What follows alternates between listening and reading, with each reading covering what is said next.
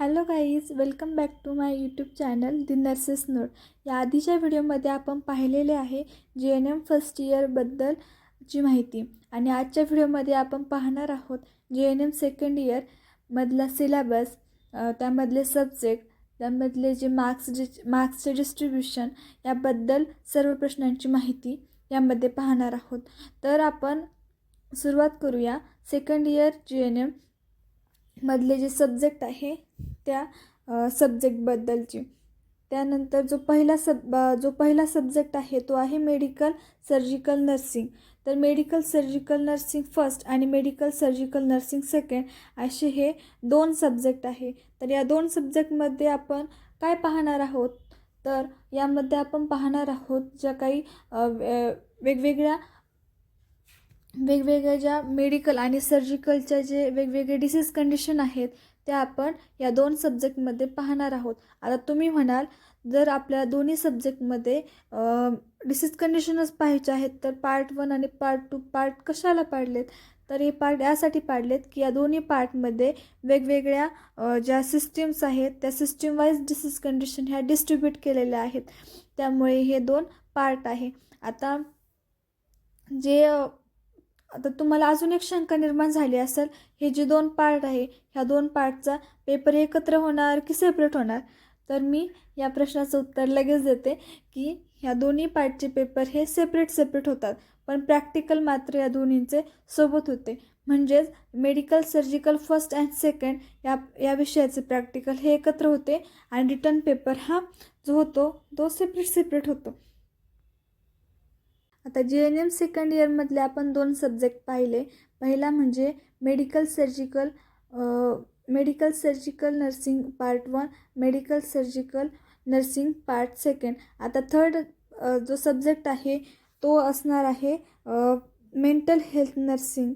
आता mental health नर्सिंगमध्ये जे mental health related जे काही डिसीज कंडिशन आहेत याबद्दल जो काही स्टडी आहे तो आपण मेंटल हेल्थ नर्सिंगमध्ये करणार आहोत. आता जसं आपण मेडिकल सर्जिकल नर्सिंगमध्ये प्रॅक्टिकल पाहिलं त्याच प्रकारचे प्रॅक्टिकल मेंटल हेल्थ नर्सिंगमध्ये सुद्धा होते. म्हणजे मेंटल हेल्थ नर्सिंगमध्ये लेखी पेपर आणि प्रॅक्टिकल पेपर हे दोन्ही पेपर यामध्ये असतात. आता जो सेकंड इयरमधला चौथा सब्जेक्ट आहे तो आहे चिल्ड्रन हेल्थ नर्सिंग.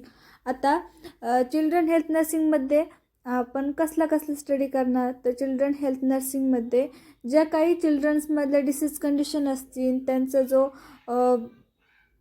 ग्रोथिंग पॅटर्न असेल, या सर्वाबद्दलचा जो स्टडी आहे तो सर्व स्टडी आपण चाइल्ड हेल्थ नर्सिंगमध्ये करणार आहोत. त्यानंतर ज्याप्रमाणे आपण मेडिकल सर्जिकल नर्सिंग आणि मेंटल हेल्थ नर्सिंगचे प्रॅक्टिकल पाहिलं, त्याचप्रमाणे या विषयामध्येही चाइल्ड हेल्थ नर्सिंगचं प्रॅक्टिकल आपण पाहणार आहोत. या सब्जेक्टमध्येही रिटन पेपर आणि प्रॅक्टिकल असे दोन पार्ट आहेत. आत्तापर्यंत आपण काय पाहिलं, तर यामध्ये कुठले विषय आहेत किंवा कुठल्या विषयाचे प्रॅक्टिकल आहे. तर जो खालचा जो चार्ट आपल्याला दिसतो आहे, तर या चार्टमध्ये आपल्या मार्क्सचे वेटेज, टोटल मार्क्स किती, पेपर हा किती मार्क्सचा राहील किंवा त्याचे असेसमेंट मार्क्स किती राहतील याबद्दलची माहिती ह्या चार्टमध्ये आपण पाहणार आहोत. आता जो पहिला मेडिकल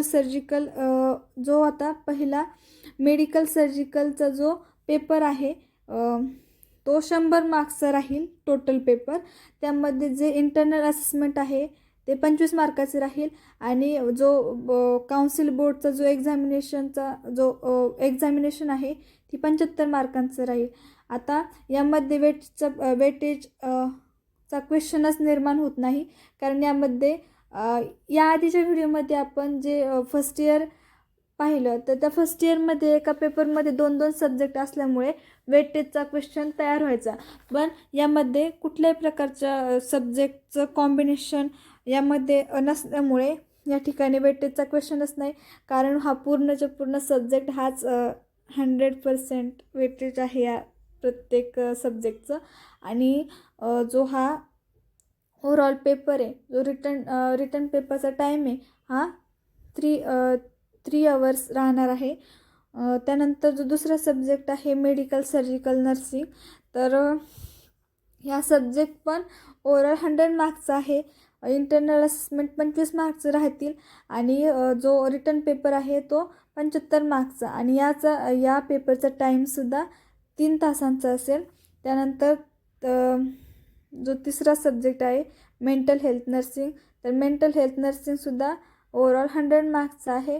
इंटरनल असेसमेंट 25 मार्क्सचे राहतील आणि बोर्ड काउन्सिल हे 75 मार्क्सचं राहील आणि जो याचा रिटर्न टाईम आहे तो 3 तासांचा राहील. त्यानंतर जो चौथा सब्जेक्ट आहे तो चाइल्ड हेल्थ नर्सिंग आहे.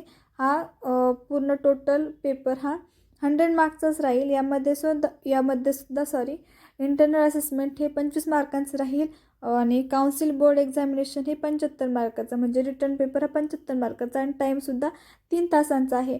आता ह्या चारही सब्जेक्टचे प्रॅक्टिकल असणार आहे आणि ते प्रॅक्टिकल हे 100 मार्क्सचे राहतील. म्हणजे टोटल पेपर रिटन आणि इंटरनल असेसमेंट मिळून हे झाले 100 मार्क्स आणि जे आपली प्रॅक्टिकल एक्झाम आहे त्याचेसुद्धा 100 मार्क्स असा 200 मार्काचा एक विषय राहणार आहे.